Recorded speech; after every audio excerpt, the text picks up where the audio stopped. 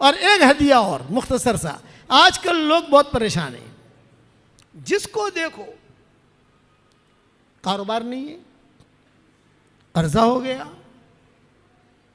जिन्नात परेशान कर रहे, नजर लग गई, हसद है, और कर्जा चढ़ गया, कर्जा देता नहीं है, ये है ना भाई। हम तो जग पीर है ना, जग पीर, इसलिए हमको जो जो लोग पूछते हैं तो मैं उसका आसान इलाज बताता हूँ आपको।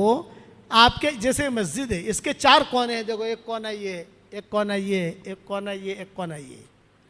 वैसे हर आदमी के घर के 4 कोने होते हैं, कमरे के, कोई भी कमरा हो। आपके महल है, आपके पास कई कमरे हैं, एक कमरा खाली पकड़ लो आप, हर कोने में रोजाना आयतुल कुर्सी पढ़ा करो और दम कर दो बस। आपके 5 बेडरूम है तो 5 बेडरूम में पढ़ना जरूरी नहीं है, 5 बेडरूम में 3 हॉल है, सब जगह पढ़ना जरूरी नहीं है। आप एक बेडरूम को पढ़ लो, एक बेडरूम में, दूसरे दिन दूसरे बेडरूम पकड़ लो, तीसरे दिन तीसरा पकड़ लो, ऐसा। और अगर सबको नहीं करना है, एक ही में पढ़ते रहना है तो एक ही में पढ़ो। 4 कोनों में 4 मर्तबा आयतुल कुर्सी पढ़ो तो इससे 2 फायदे होंगे। ये जितनी परेशानियां हैं वो परेशानियां भी दूर हो जाएगी इंशाअल्लाह, और अल्लाह माल भी बहुत देगा। ये हजरत अब्दुर्रहमान इब्न औफ का मामूल था, रोजाना पढ़ते थे।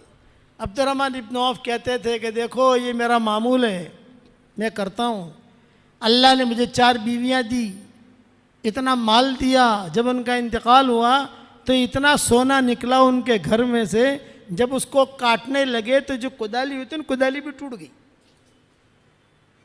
इतना सोना था। और सेहतमंद थे अब्दुर्रहमान इब्न औफ, सेहतमंद।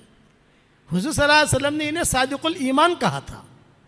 जब हुजूर का इंतकाल का वक्त करीब आया तो माएँ बैठी थी आपके इंतकाल से पहले, तो उम्मे सलमा ने पूछा, हज़रत आप तो दुनिया से जा रहे हो तो आपके बाद हमारे घर खर्चे का क्या होगा,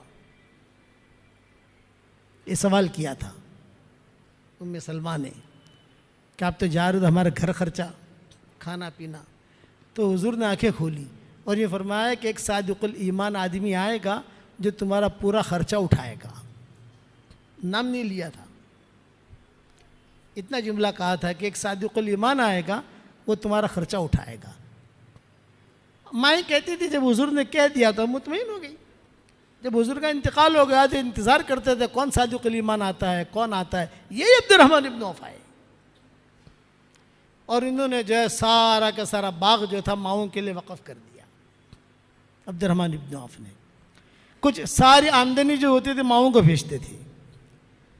कुछ हालात आए, बाग बेचना पड़ा तो जब बहुत रकम आई तो रकम भी सारी माओं को दी। हज़रत आयशा कहती थी अब्दुर्रहमान इब्न औफ का पोता था, पोता, वो खेलता खेलता हज़रत आयशा के कमरे में चला जाता था तो हज़रत आयशा उसे अपने सीने से लगाती थी और कहती थी बेटा तेरे दादा के लिए रोज़ाना मैं दुआ करती हूँ कि अल्लाह इसके दादा को जन्नत के सलसबील चश्मे से पानी पिला। रोज़ाना दुआ करती हूँ, तेरे दादा के हम पर बड़े एहसानात हैं। ये अब्दुर्रहमान इब्न औफ का मामूल था। तो आप करोगे इंशाअल्लाह आयतुल कुर्सी।